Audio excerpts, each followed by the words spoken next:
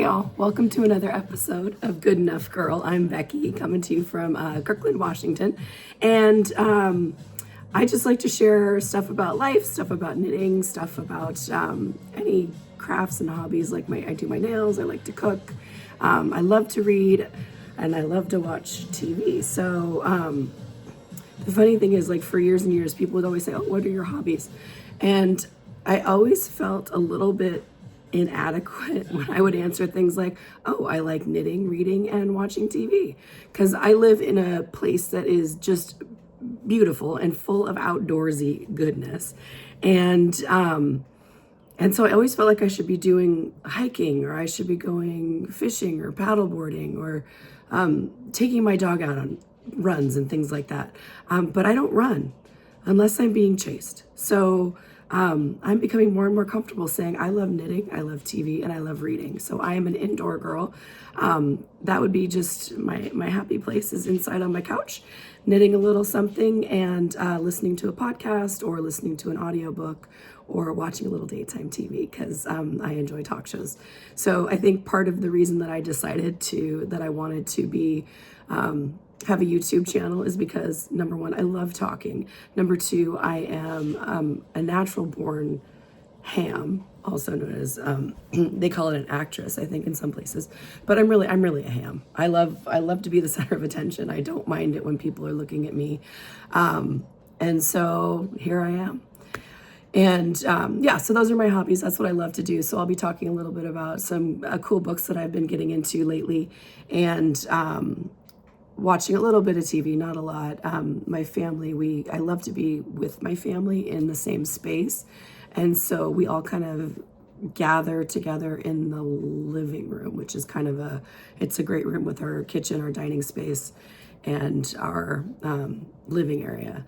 And that's kind of where we all hang out. And so my husband loves to play video games. My younger kid likes to watch lots of YouTube videos and play video games. I like to watch my recorded shows on TV like the Gen Xer that I am. And so there's always kind of not a battle, but kind of a whoever gets there first gets to take the TV. And so thankfully I've been on spring break this week, so I've been up early most days. So I got to kick it off most mornings, and I got to watch whatever shows that I wanted to. But I haven't been watching a lot of just basic TV, but I have a couple things to talk about. You might notice that I sound a little scratchy and hoarse. 11 days ago, I felt a little tickle and thought I might be getting sick. And after a few days, I was to the point where I could not speak. And if you've been here before, you know, I'm a teacher. And so part of my job is talking all day long. And so I actually had to take 2 days off, which I never do. And so I had to take 2 days off. It happened to coincide with the beginning of spring break. And so I'd like to say I got an extra couple days on spring break, but I literally was sleeping and coughing. And so it was not very breaky. And on Friday when we stayed home, I took my kid to school because my husband works from home and he typically has meetings around the time he has to be dropped off, and Grandma's traveling. So it's just the three of us this week. And so I went to take him to school. And when I got there, it was kind of eerie because it was really crowded getting into the school, which is not normally the case 20 minutes before school starts. And there was a bunch of kids on the football field, which I thought maybe they were doing a senior event or something like that. And as we came around the back of the school where I normally that's my sneak in way, so it's a little faster.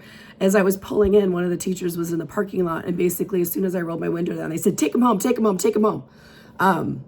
So that was a little scary. And so we went straight home, and they made some announcements throughout, which basically the updates were, we don't have any updates right now, but we'll get back to you as soon as we do. So every 20 minutes we got the update of no updates. But some of my kiddos' friends were out on the field at school, and they were being well taken care of by the administration and all the teachers, everybody. They had evacuated the building because before school started, there had been some calls of bombs in the bathroom. And so they got the school completely closed down. They called the police came in, they did a thorough search of the building, and they determined there was nothing there, but by the time everything was done, it was already 2 hours after school had started, and most of the kids had gone home, and not everybody could get back to school. And our high school is kind of unique in that it's the only high school in the district that doesn't have bus service. So all the kids have to take city buses to get to school if they take the bus. So that just wasn't gonna be real practical. So my kiddo also got an extra day of spring break, unfortunately for a really terrible reason, but thankfully everybody was safe. The school did a great job, and the police department was really on top of everything. And so we felt good knowing that everybody was safe in the end. And thankfully there was nothing to the report, but hopefully whoever made that report gets the support that they need, whatever it might be, because a lot of times that is a mental health cry. And I just hope people are paying attention to whoever that person was, whether it was a student or an adult. So I've had an extended spring break. I am on, it's Thursday already, so I'm super bummed. On Monday, I was sitting on the couch and I was like, not barely able to talk. And I said, gosh, I've already wasted my spring break. Like, I'm already worried it's all wasted. My husband's like, dude, it's only Monday. I was like, I just know it's going to be gone. And here it is Thursday. And since I haven't felt well for most of the week, there hasn't been a lot going on. Lots of doctor's appointments and other appointments for me and for Quinn, my youngest. And so it's been not as delightful and wonderful week as I was hoping for. I was planning just to get stuff done around the house. I didn't want to go anywhere necessarily because, like I said, I am a homebody. I either love to be traveling internationally or I love to be at home. And so even when I travel, I like to be inside. So so it was not quite the spring break I had hoped it would be, but I still have another day, and I'm hoping tomorrow will be much better. So here we are. It's Thursday, and I wasn't gonna podcast because this voice is just a lot to take. But something for posterity, because this voice needs to be remembered. I'll probably within a few days. I mean, it's been like this for 4 days already. I was voiceless for 4 days. I was squeaking and gravelly one of the days. Those were some fun sounds. And now I'm kind of just, I'm very throaty and I have a sexy, sexy voice. So stand down, hold yourselves back. I know it's a lot. Okay. Back to me. So here I am. Sorry, I'm making a mess here. If you could see, the setup that I have right now, you'd be laughing, but ooh, you can see the sunset in the background. It's beautiful. I do love where we live because we live kind of a little bit up on a hill, and so we have a really beautiful sunset a lot of nights, especially when we've had these gorgeous days like we've had in spring break. And I enjoy the days. I sit on my couch and I can watch the sunshine outside and I could feel the cool breezes through the window, and I'm just so happy. Like, that cool breeze through the window is probably the one thing that I need that keeps me going through these dreary, dreary winters. I mean, Seattle doesn't rain as much as everybody thinks it does, but it is gray, a lot of gray. But then we get these glorious days. And when it's glorious here, it is spectacular. And today was one of those spectacular days. So, all right. So normally I would be drinking my cup of coffee, and it's getting a little bit late in the day. So I think as a grown-up, I'm probably not supposed to be drinking caffeine late in the day, but my husband got me a little drinky earlier, and so I'm enjoying my iced brown sugar shaken espresso. It's a lot of words for a very delicious little beverage. So I have that, and since the voice isn't working, I also have my water cup. So I should be good to go to keep my voice strong as long as I need to go for hours and hours and hours. No, I won't keep you that long. So just a couple of things I wanted to talk about. First of all is Fiber Fun that's coming up. So I did mention I live in the Seattle area, so there's a couple of great fiber festivals that happen around here. And the first one, well, actually there's the yarn shop tour that's going to be happening, the LYS tour in May. That'll be coming up. And I think there's local yarn shop day on April 26th. And so I will be probably doing a little something to celebrate both of those. There's also something here at one of our local fairgrounds, and it's called Fiber Fusion. And I've gone for the last couple of years, and I really like it. It's a small kind of regional festival where they have people from the Pacific Northwest that come in, and there's always animals. So they have a lot of their barn animals are there, the sheeps, the alpacas, bunnies, things like that. So I love that part when you walk in. There's all the animals that are in their pens, but then they also have like these huge fleeces that are ready for purchase and cleaning. I look at those just wanting to be that person that can do basically from sheep to shawl. I'm not. I am not that person at all. It used to be I just knit, so it would give me some really pretty fibers, and then I would make something beautiful out of it. And then I discovered spinning, and so I have to switch ears because I forgot I was losing my sound. So if we went on a glitch, I'm sorry, that was my sound.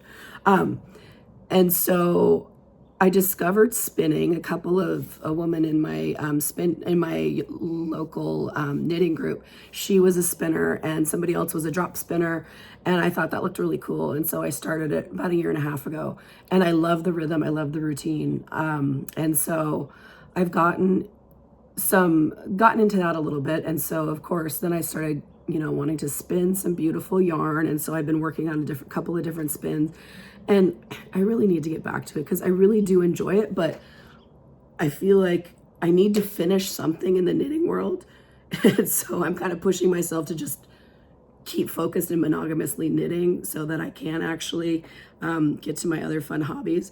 But at Fiber Fusion, so I signed up for a class, and I believe it is about chain plying and long draw perhaps. And so I actually have some homework that I have to do before that. I have to at least fill a bobbin and bring a spare bobbin so that I can learn how to do that. And I love the look of chained yarn. And so I'm excited to try to learn how to do that. Last year, I mentioned before that I took how to spin with dog fur. I took that class, and that was cool. I showed you my dog fur, I think last time. And so I enjoy that, but I think I want to get back to my other one that I've been working on, and I'll show you that at another time. I forgot to grab it. So, but it's this beautiful purple and navy. And, oh, it's just pinks. It's gorgeous. And so I've already done one hank, and I have a bunch more that I need to spin. So I'm probably going to use that. I can't decide if I'm going to use that for chaining. Like, should I make a different type of yarn with the same fiber and use those together, or should I just go with a completely different fiber since I'm going to have a different plying technique on it? Because I don't know what it would be like to use those together. So these are the things I worry about. I'm like, I'll figure it out. It's no big deal. It's like, it's not the end of the world, right? Excuse me. So I am taking a chain plying class. I'm very excited about that. And that's at Fiber Fusion in June.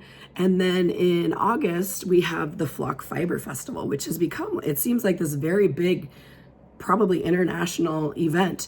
And I went for the first time last year, and it was super fun. So I'm cheap. I hate the idea that I have to pay money to go in to pay more money to shop with these vendors. I don't like that. And I've been a vendor at events in the past. I used to sell jewelry. And so I know that I had to pay to get the space. And so it always just feels weird that you're going to charge me to go spend money with other people. But, it's a fun event. It was really cool seeing so many people and all the vendors that they did bring in together. So it's like I didn't have to go on a yarn crawl. The crawl came to me, and I like that part of it. And then there's a couple of classes that I'm hoping to take. So I did buy my Flock Fiber tickets. So I have my entry tickets for the whole weekend. And if any of you are out there are going to Flock, it would be really cool to get together at some point. I know some of my Canmore friends are out there from the Grocery Girls retreat, and I understand some of you are coming, so maybe we could all get together for dinner. I would love to do that and see you all again. But yeah, reach out if you're going to be at Flock. Let me know, and maybe we can find some time to connect. I am looking forward to that. There's a couple of classes. I almost don't want to say it because I don't want you all to sign up for the classes that I really want to take, because I don't want them to fill up, because I know they will. But the one that I was super interested in is it's Andrea Mowry's there, and she's teaching a couple classes. Steeking is one of them, which I'm not sure I really want to learn how to steek. I don't feel like that's missing in my life at this point. I I'm not afraid of it like I used to be. That terrified me. The idea of cutting your work, horrible.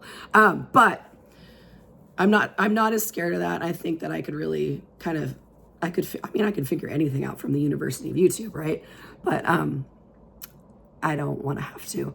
So there was one class, and I think the other one is a brioche class that she's teaching. And I have wanted to try brioche for a long time. And so I think that to me would be a great class to learn how to do that. And I know Andrea Mowry makes a lot of patterns that have brioche in them. And I know a lot of other designers do as well. And I would love to have that technique in my tool belt.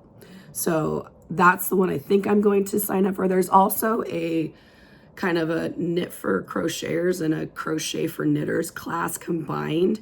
And I think that would be super cool because I'm a pretty good knitter. I'm a slow knitter, but I'm a good knitter. But my crochet skills are real little. And it would be really nice to be able to kind of enhance my skills in that realm. Plus my friend Kim, she's a crocheter. She's become an amazing crocheter in just such a short amount of time. But then she could also take the knitting class because it's always great to have both skills because you can use them kind of in joint projects. And so maybe I can talk her into taking that. Kim, if you're watching, I'm coming. Save the dates. Second weekend of August. Okay. So flock tickets purchased. I already mentioned that I got my Knit City Vancouver hotel reserved. So I'm excited about that. Lots of other things that I want to do and go see, but I have to temper myself because I am a teacher. I don't make $1 billion a year, and I'm a substitute teacher at that. So I make less than $1 billion a year, if you can believe it. And legitimately, I do not make a salary that is livable where I live. So if I was by myself living on my own, I wouldn't be able to live in the area where I teach. So for all of you out there who are curious about, do teachers really get paid enough? No, we don't. And the people that support the teachers don't get paid enough. No, they don't. So for all of you who think that public education doesn't need any more money or should turn some of its funding over to vouchers and other things like that, reconsider, because we teach the people that, the students, every student, whereas more specialized schools don't have the requirements where they have to teach kids with special needs or multi-language learners and things like that. So public school is really the place for all the students to learn all the things, and we have an amazing public school system here. Your kids can get so much support in a public school. So I really hope that that's my soapbox. I am a teacher, so my job is ultimately political, which I don't like. But the more you can do to find funding and revenue for schools, the better your society will be, the lower your jail rates will be, and it's better. So fund public education. Thank you, and good night. All right. So send emails to your senators, things like that. Okay, so now I'm going to get off that political soapbox and go through a couple of other things. All right, so I was planning to film this a long time ago. And so one of the notes I wrote is that living in the Seattle area, we're kind of the laughing stock of the nation when it comes to weather, because when we get a little bit of snow, the world shuts down because we're not made for snow. We have all these hills and no snow plows and no sanding or de-icing machines. So when it snows, it turns to ice. And so ice, everybody's like, oh, you can drive in snow. Yeah, but you can't drive on ice. And most of us don't have the tires for it. And our infrastructure is not set up for that. So next time you want to laugh at Seattle because our school's closed because it was snowing, don't. That's mean. But I was writing this as we were preparing for the hailstorm of all hailstorms. And so we were told that we were going to have 2 to 3 inch hail balls coming down from the sky. And we heard from people in the state of Texas and the South, they get these big storms that you basically, if your cars are outside, you need to protect them and cover them. So my husband, my mother-in-law, me, and my youngest kid, we were all outside getting the cars ready in case of massive hail. And so we had blankets and towels all over cars. We had put some cardboard on it because basically the goal is to put some padding in there. And we weren't the only ones. I was very pleased that we weren't just being obnoxious, because there's other people out there doing the exact same thing. And of course, since we were prepared, nothing happened. It rained like a Dickens, but it was just rain. We did not get any hail in our area. So we were prepared, and that's why we didn't get any hail. I'm sure if we hadn't done anything, it would have hailed and I would have had holes in my car. And I have enough problems. I don't need that. I don't need holes in my car. All right, so that was just my little weather rant. Trust us, we're not big babies when it comes to weather. We don't have the infrastructure for big weather here. We are kind of a fair weather community with a little bit of snow occasionally, and I love it. I love all that. I love the rain, I love the snow, I love the hail, I love the lightning and thunder, and I love sunshine. I love it all. So I really love where I live, and I'm glad. All right, so let's see. So one thing I was watching my friend Angela from Yarn Church. She is one of the women that I went to the Canmore retreat with the grocery girls, and I met her, and she's from the Portland area, and I really enjoy watching her. She and I kind of started our YouTubes around the same time, and I really enjoy watching her, and it's nice to see that so many different YouTubers have different ways of kind of doing their content. Like, some people talk about the finances and how much things cost. Like, Allie makes everything. I've been watching her a lot, and she kind of breaks down the cost of how much it costs to make things, and then cost per wear. And I just like the way she talks. I like her opinions, so I've been watching her a lot. And Angela from Yarn Church, I was watching her, and she talked about experimentation. Like, she's been swatching and stuff and trying different things, and it sounded like she actually really enjoyed the experimentation and the trying of things. I don't like that. I don't mind taking some risks. I'm not risk averse necessarily. I mean, if you saw my stock portfolio, you'd be like, wow, you take a lot of risk. Just because I think I'm never going to lose money. But our stock market is proving otherwise right now.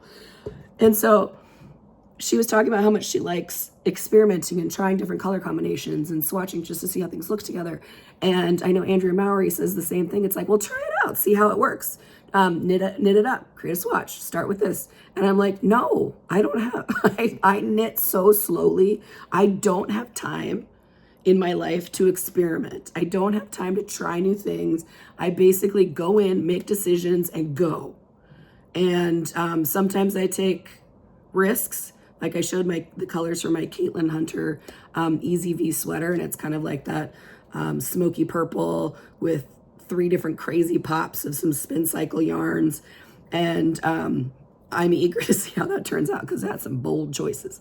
But I literally went in, it took like 5 minutes to find the colors that I wanted to contrast, and then it took me like 10 minutes to find the color that I wanted to main color with it, and I was done. So I hate experimenting. Do you experiment? Do you like to play around with colors, or play around with different types of stitches, or trying out cables and things like that just for fun?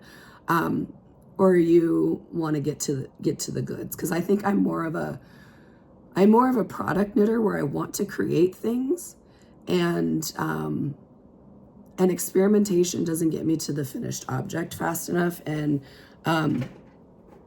every time we meet, you'll notice I don't have a new finished object, because I don't knit that fast. Like, I have a sock. I have like a lot of hose, half off socks. Like, I finished one. The other one is irritating me to no end because the heel sucks. So I call it my stupid sock, and I have it here. I can show it to you, my stupid sock. I actually will show it to you right now. So this is the original stupid sock. Really, I mean, beautiful. Faux cables, grape hyacinth colorway. I mean, gorgeous, soft, delicious. But the stupid heel, I did seven heels on this one sock, and it still doesn't fit. This is the Fliegel heel, which I love the name of the Fliegel heel.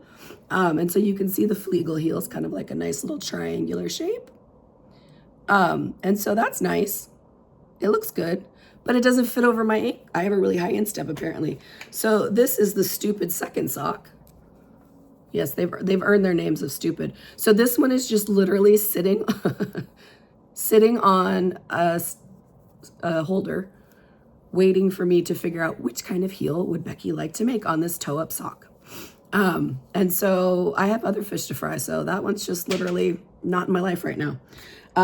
So the stupid sock, and so I spent months months on socks. It shouldn't take me that long, but like I literally took, I think that one I worked on for about 4 months, and I put it in timeout, and that was last January. And so they're in timeout still. And I've been working on, I know I showed you my sock from the Farmer's Daughter Fibers January subscription. Beautiful, gorgeous, love these colors. January, I started these in February. So I started these at the Canmore Retreat up in Canada with the Grocery Girls. And I was super excited. I haven't taken out very much of this one, which I'm super impressed with myself. And so I realized I do like a flap and gusset heel. I think that's what it's called, a flap and gusset. And I just basically, I use the Oxbow sock pattern from Andrea Mowry, and but I didn't do the Oxbow, the pattern, the repeat. I just did basically a 1x1, a 2x1, and then a 3x1 rib. And I did take out a couple of inches, about 1.5 inches yesterday, because I realized I made them too small. I had reduced too small, and we know that's not going to work on these big old size 11 feet. So I'm full of hoes. I am a hoe and a half is what I am. So I don't have time for experimentation. Do I want to have time for experimentation? I don't think so. Like, I enjoy the process of knitting, but I want to get to the end, and I feel like it takes me too long to get to the end.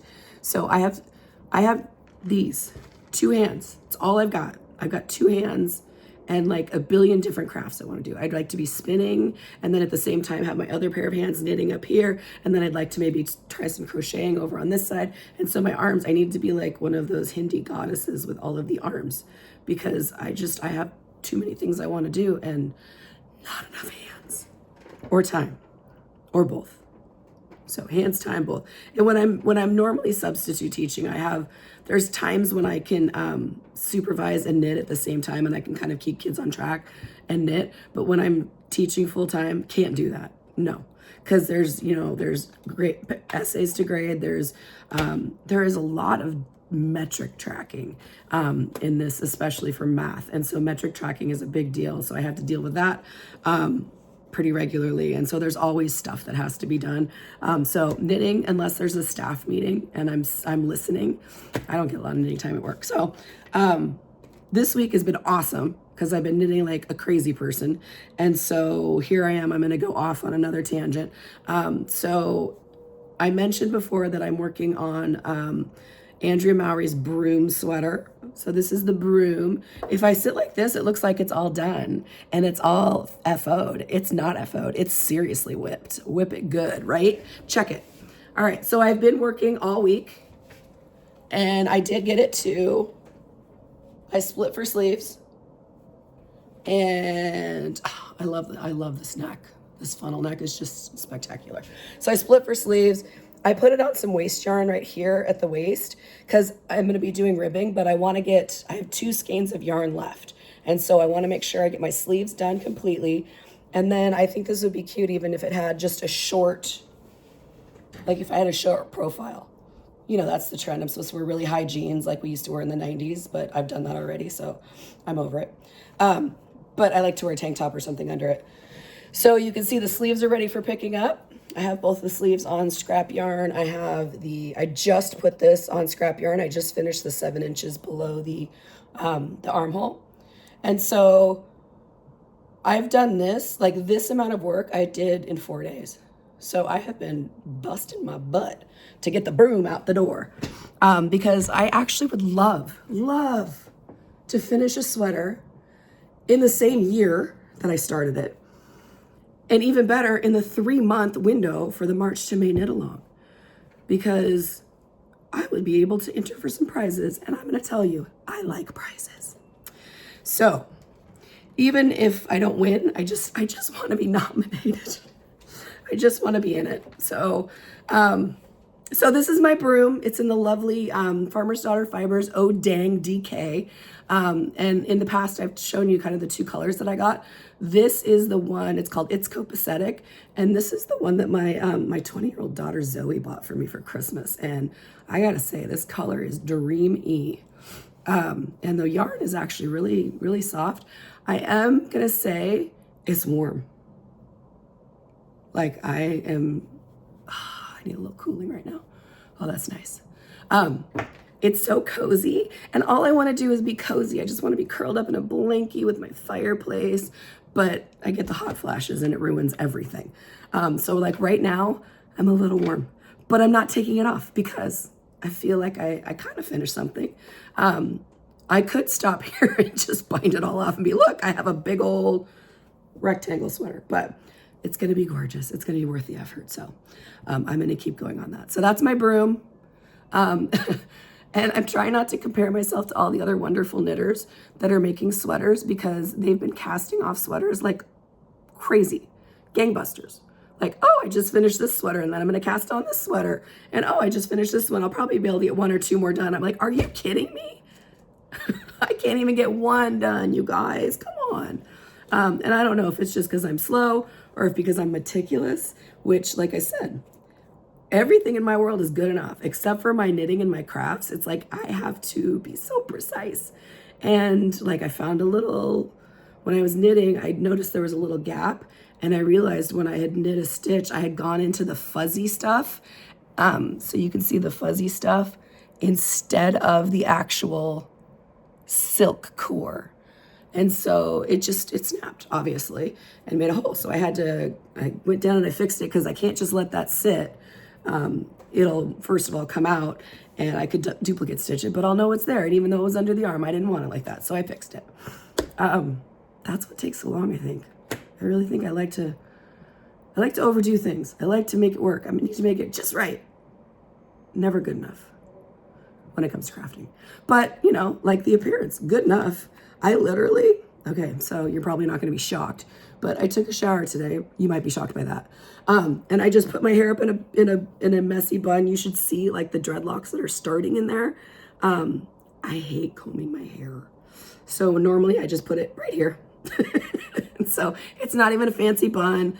I don't have any makeup on. I just took my shower. I went out, I did my business. During COVID, I realized I don't need makeup. Sometimes I might wear it, sometimes I might not, but whatever.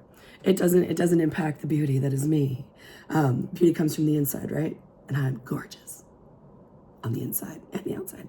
I've always thought I was cute. Okay, sorry, too much. So I'm very happy with the progress of my broom.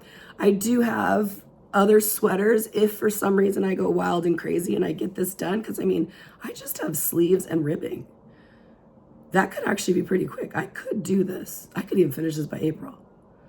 But I'm not promising anything. I'm not getting too excited. All right, but I do have ready, just in case. I had done a swatch. I think it's for the DRK no, it's the Weekender. Andrea Mowry's Weekender. And so I call it the Cocoa Pebbles pullover. And you can see, so it's basically the purl stitches that are going to be on the outside. So this is my swatch, and there was so many yummy choices I could have made for the yarn. But I actually got this at Flock last year, specifically for this sweater. And it's from Yarn Nouveau. So Yarn Nouveau, and it's Nouveau worsted, 100% Southwest American Shaniko wool. Ooh la la. 228 yards, 100 grams, and the color is Wildwood, and it's 3-ply worsted weight. So I love something that's thicker than fingering, because fingering takes too long, which is why my big cozy cardi that I could also make for the knit along is just sitting, kind of languishing right now, waiting for its time in the sun. But that's going to be my go-to grab grab project when I just need something easy to knit on, because it's just literally a huge rectangle with some seaming, and then 10 years of picking up stitches and knitting this really fine Odang in the fingering weight. So I'm not excited about the process for that one, but I'm so excited for the sweater. But that one is never going to be done by the end of May, so forget it. But this Nouveau yarn I think is really cool, and it's got a really nice stretch to it. So I don't know if you can see how stretchy it is. So there it is. And watch. Let's see if I can do this. How dexterous are my fingers? Ready? Focus. Focus. Squeeze, squeeze, squeeze, squeeze, squeeze, squeeze, squeeze. So it's got really good stretch. So I think that's going to be lovely fabric. And as you know, I knit my swatches in the round, and I do them with a bunch of spaghetti in the back. So that way, because it's going to be mostly in the round knit, so I wanted to see how my gauge would look for that. It could be like a tank top, a really cool Coachella tank top or something for like American Girl doll. So if anybody has an American Girl doll that needs a little something something, that's cute. All right. All right. So that's my Cocoa Pebbles pullover. So that, who knows, I might actually get to that. Too many things I want to knit. Like I have a list 10 miles long. Recently I talked about my summer knits that I was very excited about. I talked about the Outline Tee by Maede, and I talked about the EltonPullover by Joji Locatelli, and really excited about those. I even started swatching for my Outline Tee. But along with other things in my life, they have gone to the island of misfit tools. So I have the yarn. I started swatching. I don't know where the swatch went. Does this happen to anybody else, or is this just me? I mean, we've talked about how much junk I have in my life. And so junk makes it hard to find important stuff. Like the swatch that you were working on with the needles in it that you need for the sweater. So, so I'm at the point of, okay, so do I buy more needles, which seems like a really, not a very thoughtful, conscious choice for the world. Or do I switch to the EltonPullover? I don't know. So I'm just going to share a little bit about my island of misfit and lost tools. So I'm missing the swatch and the needles that go with this. I mean, they could be in my car for all I know. I don't know. Last time I had them, I was at my knitting group like 3 weeks ago on a Sunday. And I was working on the swatch there. That's the last time I remember seeing it. And then I have this beautiful, I love this. Okay, so I'll show it to you right there. So this is basically for holding my yarn cakes, and you could have a hook on it, and it can spin while you walk or while you sit. And so I love this thing. I can't find the hook or the leather strap for it. Like, come on, Becky, get it together. So that's missing a part, so I can't use that right now. And then summer knits, right? I need to make summer knits. I'm so excited to make summer knits. And I have this super, super cute, I think it's called the Braided tank from Knititude. So Chantal up in Canada. I have gotten quite a few of her patterns. The last one, when I made Eric's Hot Toddy hoodie, that was her pattern as well. And her patterns are fairly simple, so I really enjoy knitting them. And so this one was super awesome. I mean, it's got this really cool cabled braid that goes up the side. I mean, look at that. It's so cute. Is it possible I didn't make any mistakes? Probably not, but, and so then I started working on this tank part, and this one's on hold because I'll come back and do this one, and pick it up. And then it has straps that go across the back and stuff. I love it. I'm super excited about it. I want to finish it. I can't find the rest of my yarn.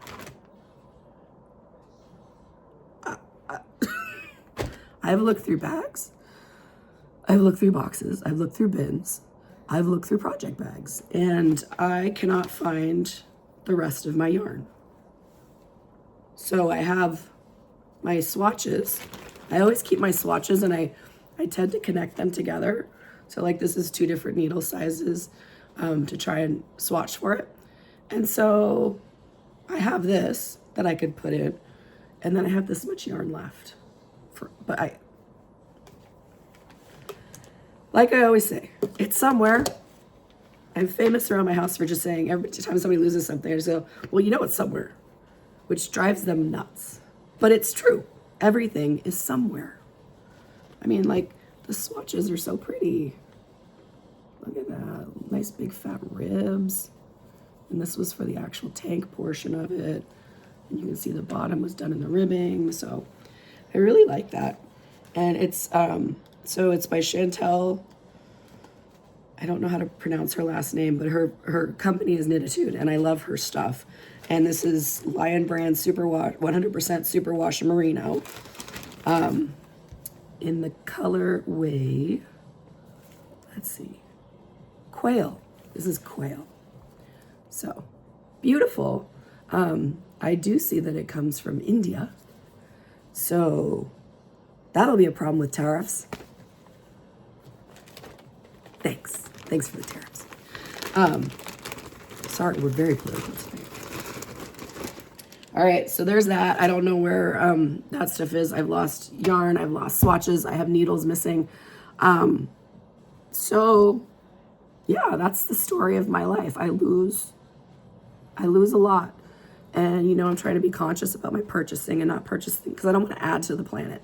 Like, if I can find something that I can reuse, repurpose, I don't need to rebuy. Because I'm like, every time you buy something, the company remakes it to put it back into the world. So if I don't have to buy anything, the company won't remake anything, which won't add any garbage to the planet. And so I have to really fight my urges because it's like, I want to make all my projects, but I'm missing half of my stuff. And I know that's a me problem. Is it a you problem too? Please tell me it's a you problem too. I don't know if it's because I have ADHD and I don't have great organizational systems and I love things too much. So yeah, that's kind of where I'm at on my summer knits. I might just be wearing tank tops all summer because that's what I'll have. All my old tank tops, because you know I'm not buying new tank tops to replace my old tank tops. And so if I look a little shoddy over the summer, it's because I wasn't able to make my summer wardrobe because I can't find half my stuff. Okay, so anyway, that's my life. That's my knitting story. There's no FOs. I live for whips, clearly. But hopefully I'll have a whip next time. I don't know how long it's going to take me to do my next YouTube video, but this could be done the next time, and that would be pretty spectacular. I'm not going to lie. I'd be very happy. You'll see a little dance, because I would have finished 2 sweaters in 3 months.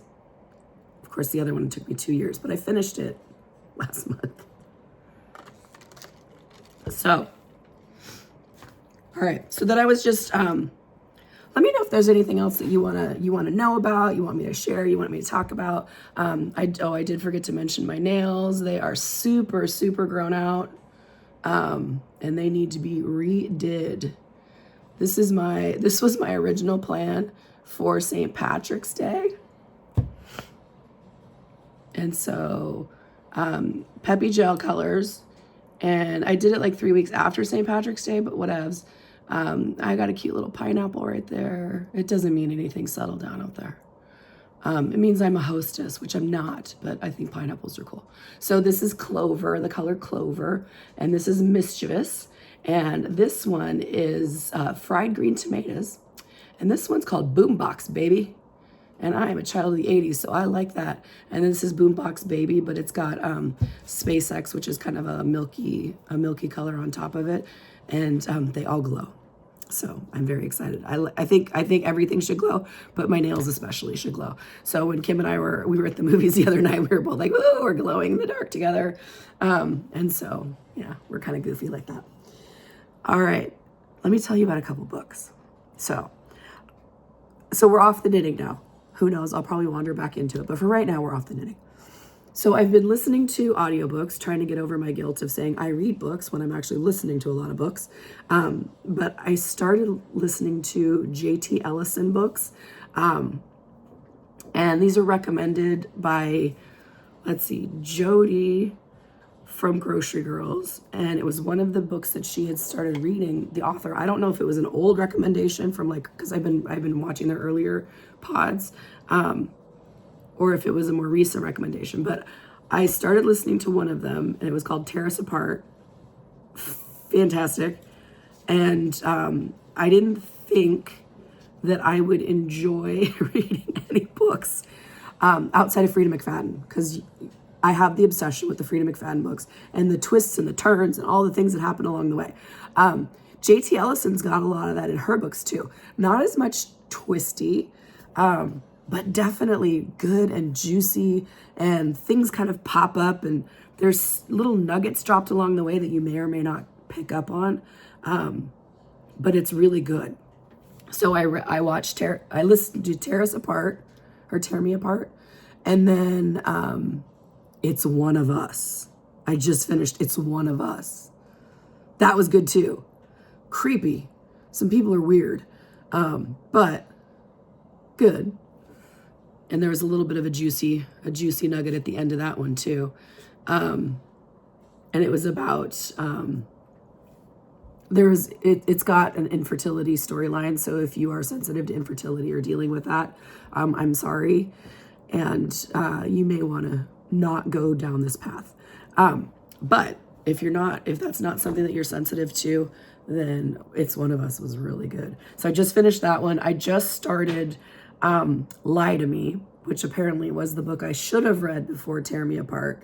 But I'm enjoying that as well. And so they're very compelling. They're very gripping. I want to keep reading. And so I basically started to feel like I had a Freida McFadden intolerance and addiction happening. So basically, I read a couple books. I think I mentioned a couple of them last time, and I was bored by them. And it was like, oh, they're okay. The characters are good. They developed. Things happened. And it came to the end, and okay.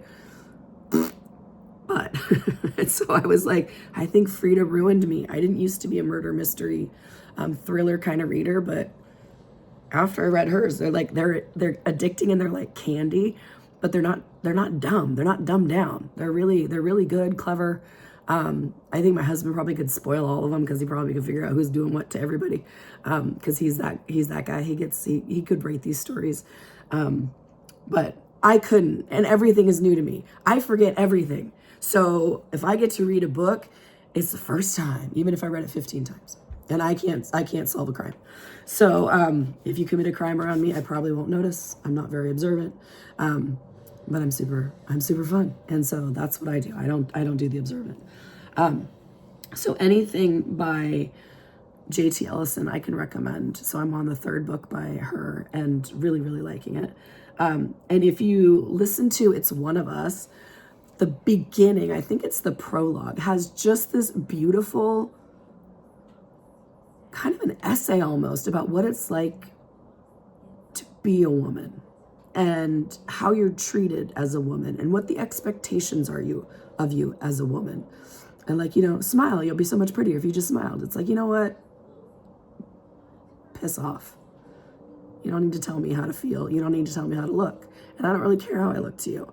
And so things like that, and just some of the burdens that we bear as females, especially in patriarchal societies. So I found that just super compelling just as the book was starting. I'm pretty sure that's where I read it, but like I said, I forget things. So it could have been somewhere else. But I really recommend those.